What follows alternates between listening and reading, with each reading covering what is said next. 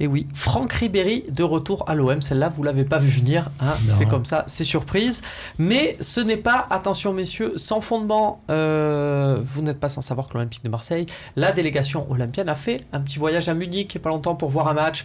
Donc c'était contre le Borussia Dortmund. Et parmi la délégation bavaroise qui a accueilli l'état-major olympien, il y en a certains qui ont glissé habilement le cas Franck Ribéry. Donc Franck Ribéry est titulaire cette saison dans le couloir gauche du Bayern de Munich. Mais le Bayern, vu son âge, espère gagner la Ligue des Champions l'an prochain et veut le remplacer notamment par Alexis Sanchez, le Chilien d'Arsenal.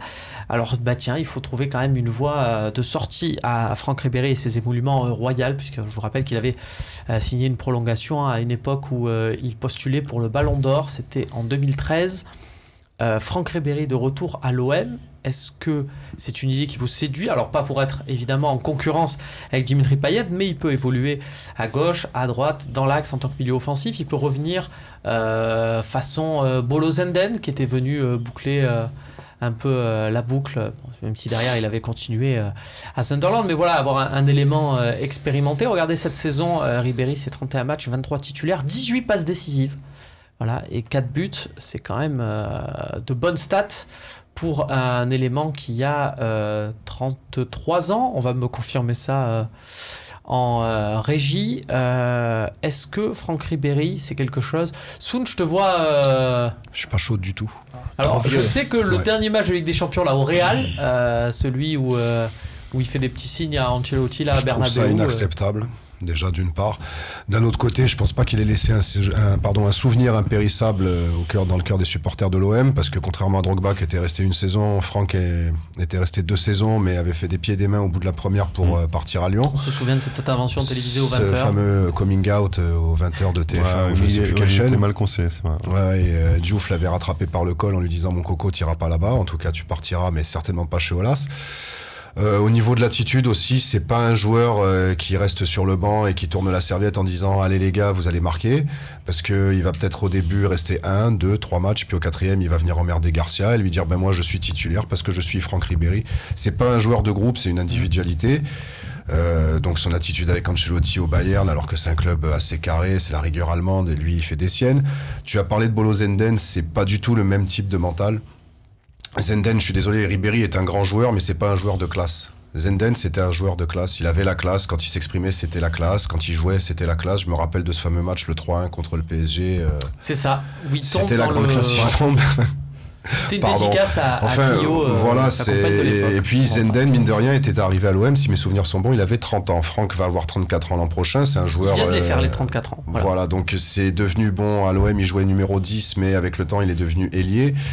Il va venir marcher sur les plates-bandes de Dimitri Payet, qui est peut-être moins caractériel que Ribéry, mais c'est pas non plus une personne facile à gérer. Je pense que Payet et Ribéry dans la même équipe, ça ne le fait pas du tout. Non, ça peut pas marcher. Voilà, je pense que... Trop vieux, trop cher. C'est un argumentaire exceptionnel. Tu aurais dû faire les 30 secondes. Ouais, ça aurait été plus efficace. Il faut garder l'argent, la grosse somme d'argent qu'on lui versera en salaire, il faut le garder pour quelqu'un d'autre, hein, plus jeune, plus d'avenir. Max, un Ribéry qui accepte de venir, même pour un petit salaire, ça te convient pas?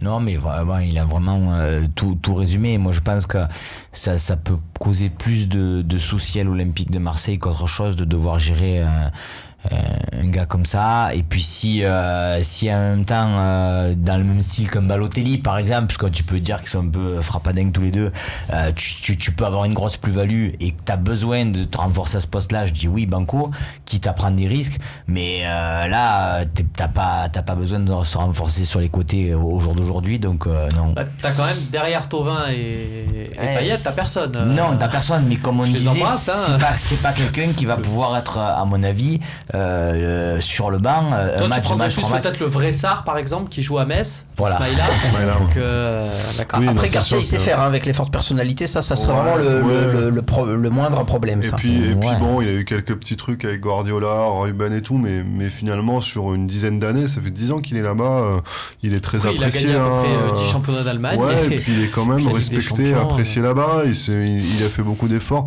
Bon, franchement, moi j'aimerais bien le voir à Marseille parce que il y a moins de rigoler beaucoup avec lui. C'est quand même un foufou. Il allait faire de la moto sur la corniche, il allait se faire coiffer à Noailles. Enfin, c'est un personnage, quoi. Il amène quelque chose, quoi. C'est quelqu'un que tu croiserais dans Marseille, qui te, un peu comme Evra d'une certaine façon, quoi, qui mettrait une autre dimension dans attention quand même, Evra Ribéry, on commence à reconstituer un casting.